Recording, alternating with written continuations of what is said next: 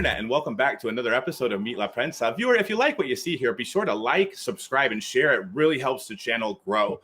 So today's guest is writing some really important reporting, some really courageous reporting, really, about a poison that is as old as humanity, anti-Semitism. And I think it's really important here at Meet La Prensa that we talk about anti-Semitism and stamp it out wherever we see it. We are firmly committed to the Jewish people of the world to stamp out anti-Semitism anywhere we see it, especially in our own community, our own Latino community, where Jordan Levin's reporting for The Forward has shown a rise in anti-Semitism amongst Hispanics in Miami, especially Miami Cubans. Now, there was a recent blow up at a Miami City Council meeting with a local commissioner named Joe Carollo and legendary filmmaker Billy Corbin. Viewer, if you haven't seen Billy Corbin's documentary Cocaine Cowboys about Miami in the 1980s, it is a masterpiece of documentary filmmaking, one of the greatest. Now, Billy is Jewish, and Billy got into it with this city commissioner in Miami, Joe Carollo. Jordan Levin was there. Jordan, thank you so much for coming on Meet La Prensa today. Tell us, like, what happened? Like, tell us what is the essence of what's happening in Miami, and give us the context for like this rise in anti-Semitism amongst Latinos specifically, and especially Cubans in your hometown. Thank you, Pablo. Thank you for having me on. Thank you for having a gringa. Although I want to say in my own defense that I have been involved with and covering Cuban and Latino culture in Miami since the early 90s. So that's my justification. Billy Corbin, as you know, is the Miami storyteller, filmmaker, documentarian. And he is Jewish, and Joe Carollo, a Cuban Miami politician who has been around forever. He was a commissioner. He was the mayor of the city of Miami. He's been around since the 80s. He just doesn't stop. He also has a long history of anti-communist rhetoric and craziness and other really disturbing tendencies. We hear he's really confrontational with reporters too. Yes, he's confrontational with everybody. That's part of how he operates. Carollo went after Billy Corbin, who's a real gadfly of Miami politicians. Carollo went after Billy Corbin on a public city commission meeting. It was recorded, live streaming. Everybody there knew that anybody could see it, and he made fun of Billy for his given name, which is Cohen. His real name is Billy Cohen. He became Billy Corbin when he was a child actor in Hollywood before he became a filmmaker.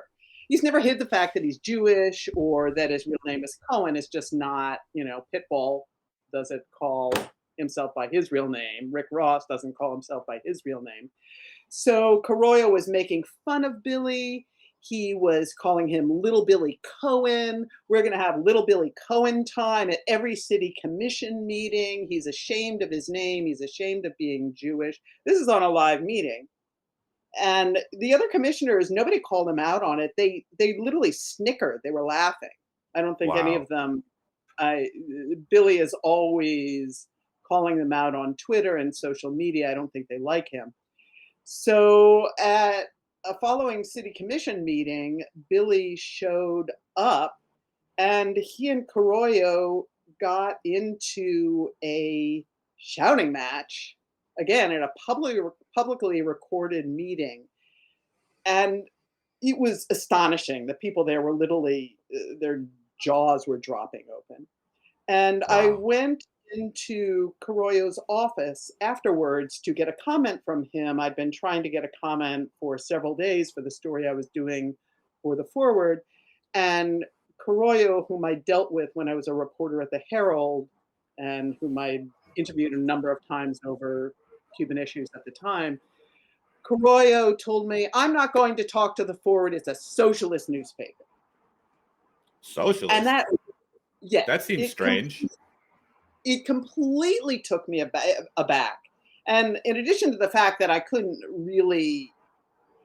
say this is ridiculous because I'm reporting for the paper and I have to play it very straight and stay neutral with him. I was just flabbergasted. I'm like, what is he talking about? A socialist newspaper? Why would he say that? Hmm. And Sounds like a yelling trope. yelling at me, prove to me that the Forward is not a socialist paper. I saw on their website, they're a socialist paper. So I actually went on the website. Of course, there's nothing of the kind on there.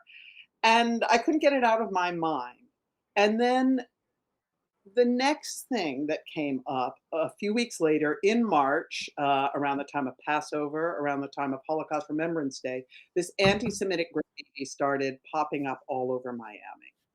And one of them that really got my attention was "Communism is Judaism," and that Wow. also that coming on the heels of Carollo's comment really shocked me. I thought because the only people for whom the communism tag is a really potent insult and dangerous tag is amongst conservative Cubans and conservative Hispanics who fled communism in Cuba, in Venezuela, in Nicaragua, in places like that, and for whom communism is just the ultimate tag of evil. Hmm. And So communism and is Judaism is basically equating Judaism to evil in essence. Is that yeah, that's the essence of the graffiti? It's anti-Semitic graffiti that has the same tone as the rhetoric that Miami Cubans have been using for years to drum up, basically a national outcry about their their sort of pet issues in American politics. I think that the viewer, should, I mean, you of course know this, Jordan, that Miami Cubans only account for about 4% of the Latino population in the United States. They're a small minority, but they punch really high above their weight. Now, there's anti-Semitism, there's anti-Blackness throughout the Latino community in the United States. Not everybody, but yeah, it's something that we have to deal with and that we need to confront as Latinos in this country. I am so sorry that like this is happening in Miami. I hope that you know that we have your back 100%. We want to know about this anytime it happens. We look forward to following your reporting and amplifying your reporting in any way we can. And next week, when Congress gets back from recess, we are going to be asking Marco Rubio, how does he explain this rise in anti-Semitism in Florida, right, his state, to his Jewish constituents like you? That is a question that I think needs to be asked. So, Jordan, I guess, what have you seen that's new?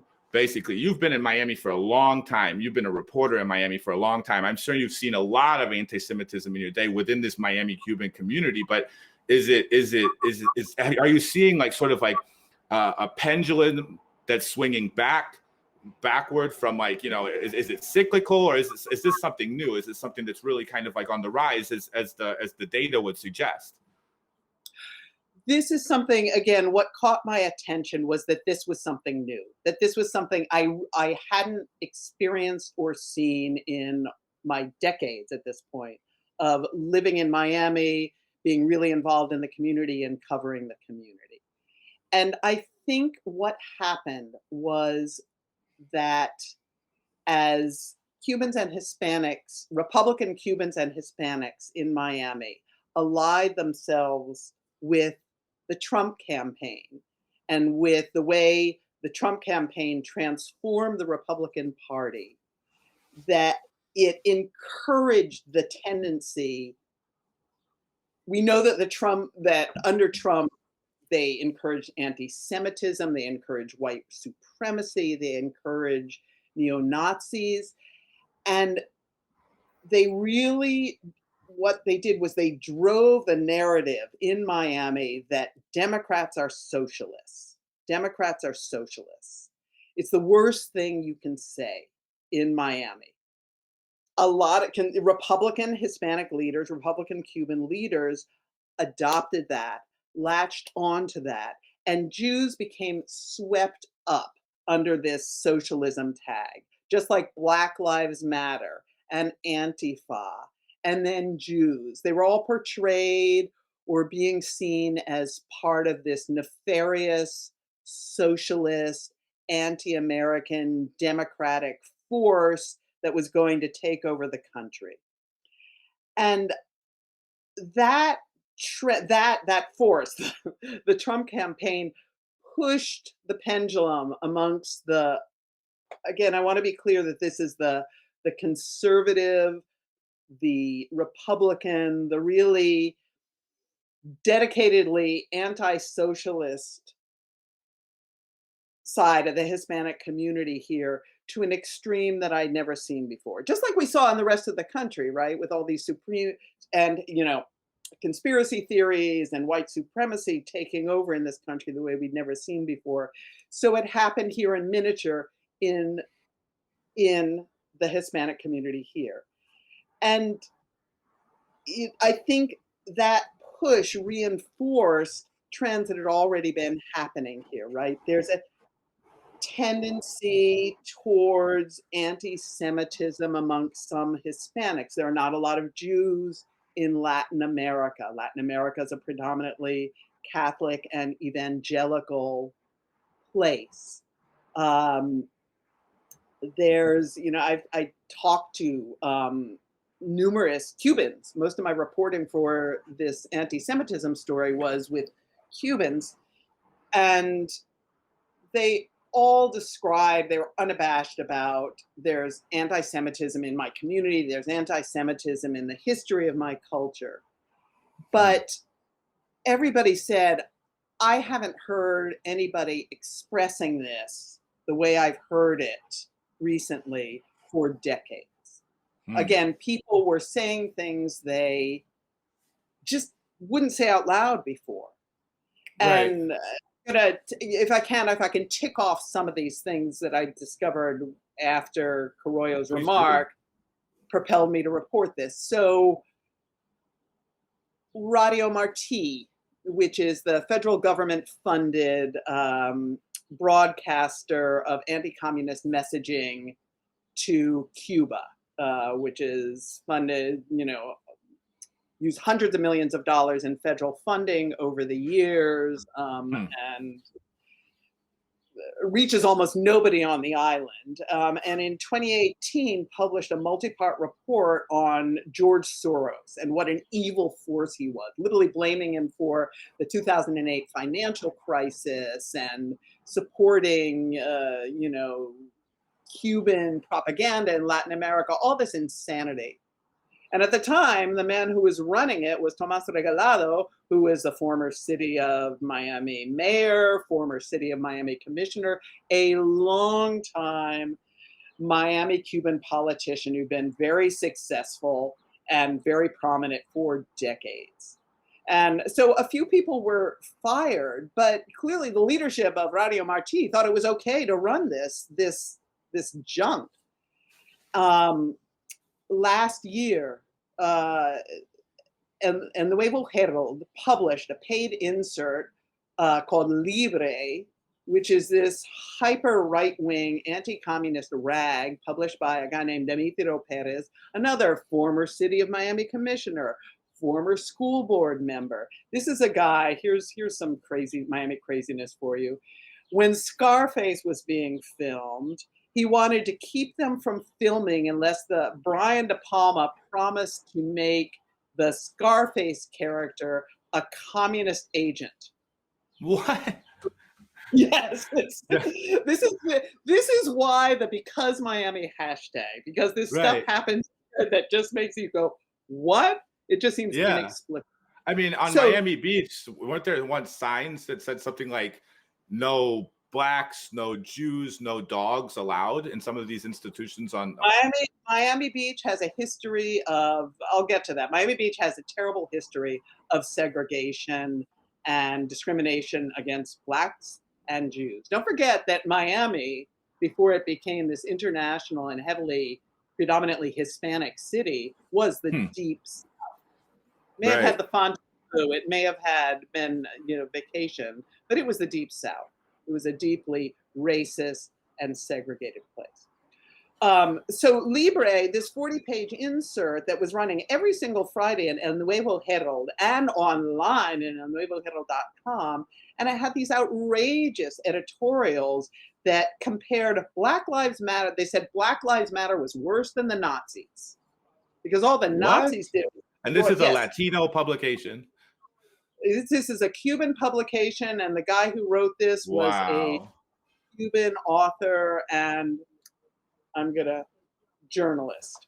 So there's a Miami Cuban publication saying that Black Lives Matter is worse than the Nazis at a time of rising anti-Semitism in your community, with spray paint going up saying that communism is Judaism. It sounds to me like, because from a Washington perspective, basically, like, I'm not from Miami, I'm not Cuban, I'm not Jewish. I'm Chilean from Missouri, but obviously, there are, of course, Latinos who are Jewish. There are, of course, there's a lot of diversity in our community. But on the whole, when thinking about Miami Cubans from here, they're an embarrassment. Like they during the last election, they voted for Donald Trump. That's what they're known for in American politics. Sure, they punch above their weight. But there's this assumption, I think, by a lot of us that these are some real self-loathing Latinos. You know what I mean? So I guess, like, are all Miami Cubans like this, or is there hope? Like, you know what I mean? Are there fault lines within this community? Like, is there hope with, like, the new generation? We think of Generation Z, for example, as a very tolerant generation. So I think to myself, are Miami Cubans who are growing up young, are they looking at their parents and kind of rolling their eyes at their bigotry? Or is it just a place that's going to be systemically anti-Semitic forever because of this community?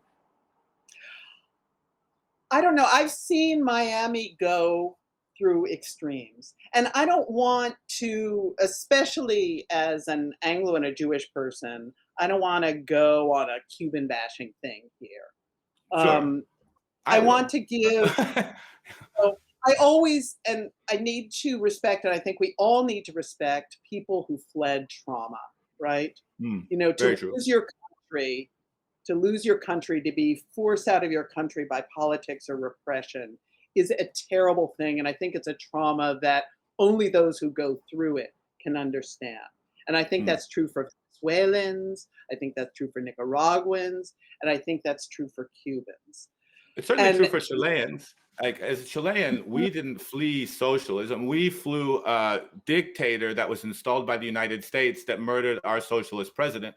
So when a Chilean thinks of socialism, I think this is true for a lot of Mexicans too, which is the broadest, the biggest block of Latinos in this country. We don't, I see these attack ads, and some of these attack ads are these attacks by politicians in Washington and coming out of Florida and stuff like that about socialism this, socialism that.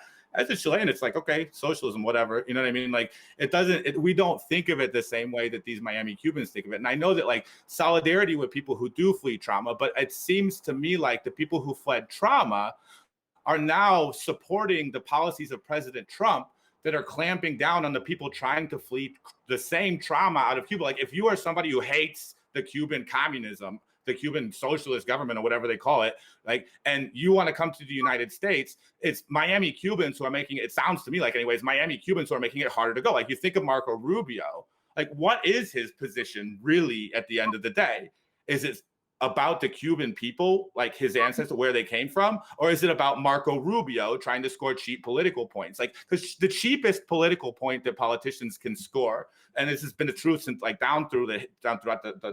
since the dawn of time, is anti-Semitism. And it's awful. It's poisonous. Once anti-Semitism, like that baseline of when politics erodes to the anti-Semitic level, right? We have, it's a very, I don't need to tell you, it's a very slippery slope toward atrocity. And it's such an honor to have you on our air, right? I guess, like, to talk about this as someone who, as a gringa, knows a heck of a lot more about the Miami Cubans than I do, right? What are there any bright spots here? Because when we hear about Miami Cubans up north, right, we just think, wow, I love the music, I love the food, and I love Miami Beach, but the politics is disgusting. So there's really been a swing, and again, this is one of the things that startled me when I started following up on all these different incidents.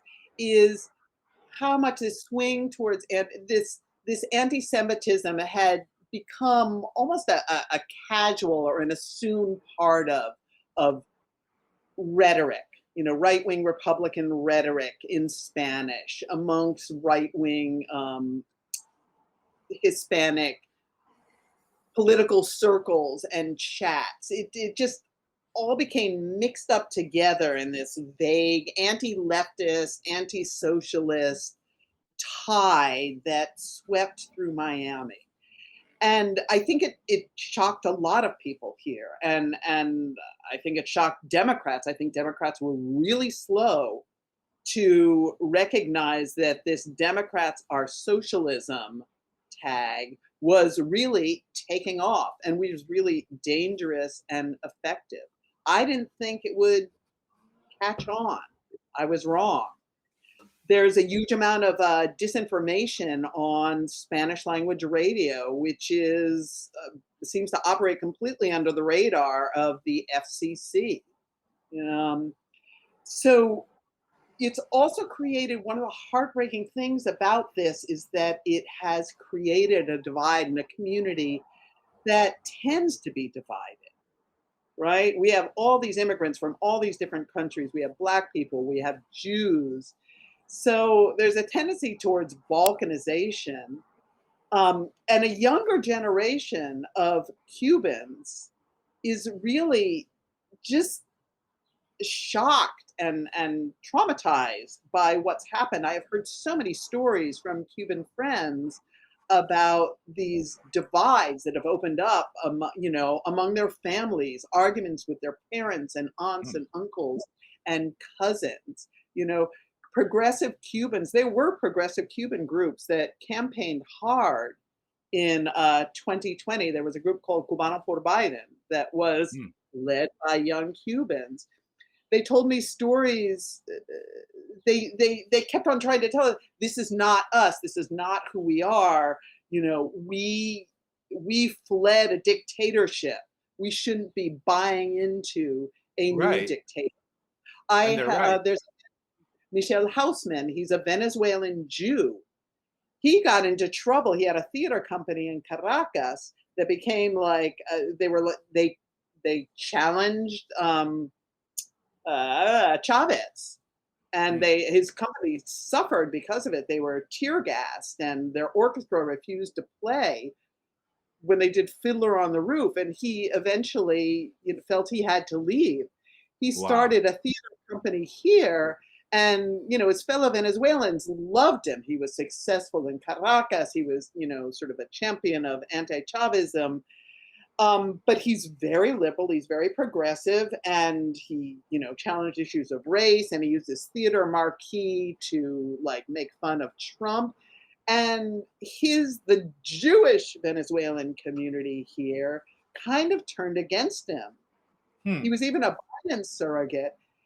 And he doesn't understand. He says, how can you flee an autocrat, a dictator, somebody who attacked our people? Because under Chavez government really attacked the Jewish community in Caracas. How can you ally yourself with someone who is the same?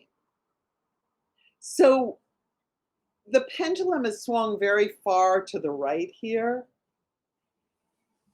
I haven't given up hope that it will swing back in a more tolerant way, but people need to be aware. People need to recognize that this is happening. People need not to brush it aside as if it doesn't matter, which I feel that a lot of leaders have been doing. They just let these things go by, the way those commissioners in Carollo let those comments about Billy Corbin go by.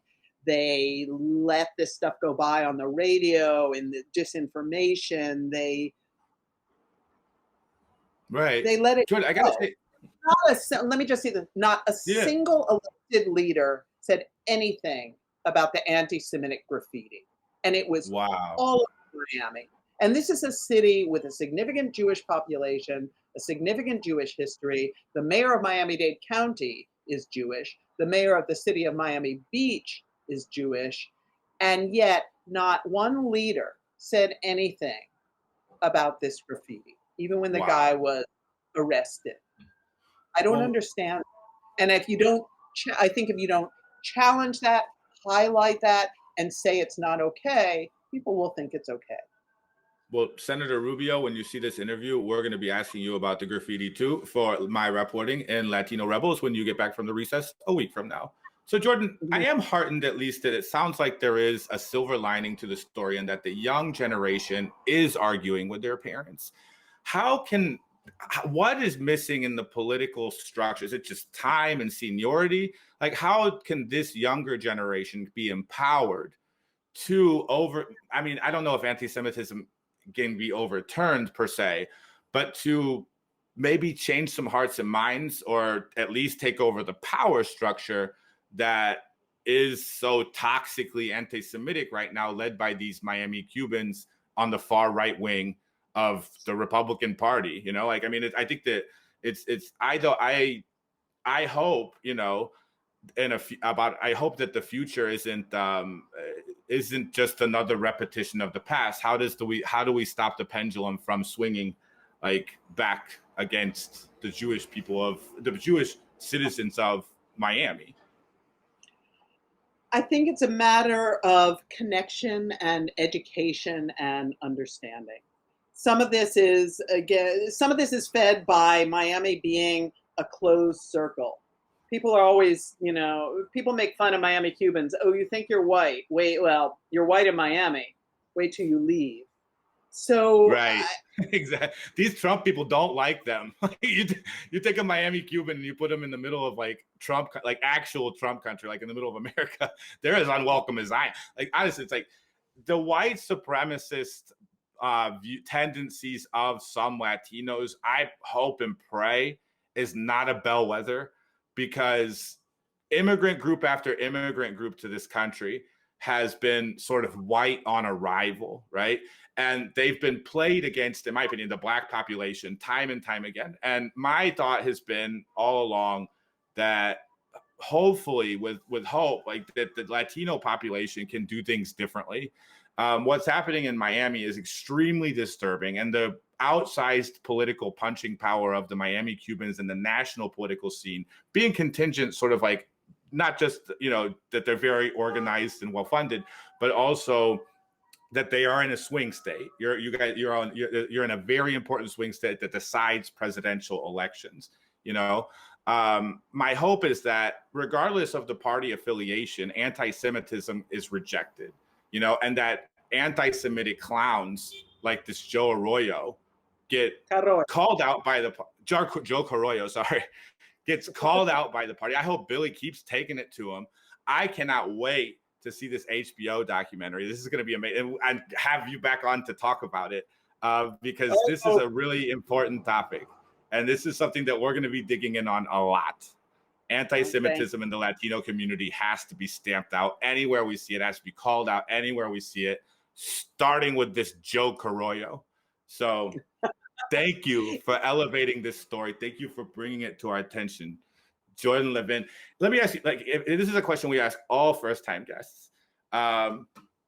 What, like, who, if a helicopter were to land on your lawn right now, outside your office, and take you to the White House, right? And to Joe Biden and Kamala Harris are sitting there, right?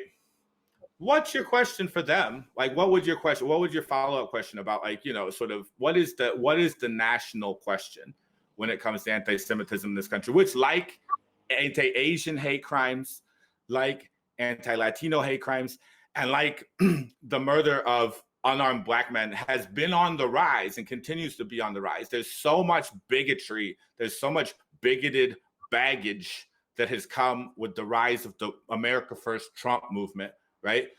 What's the question for Biden? What does Biden need to do? What does the White House need to do to address this? Obviously, Senator Rubio is going to be a really interesting person to talk to.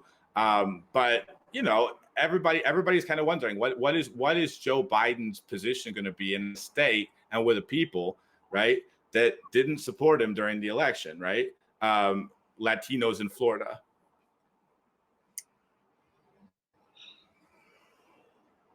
I would,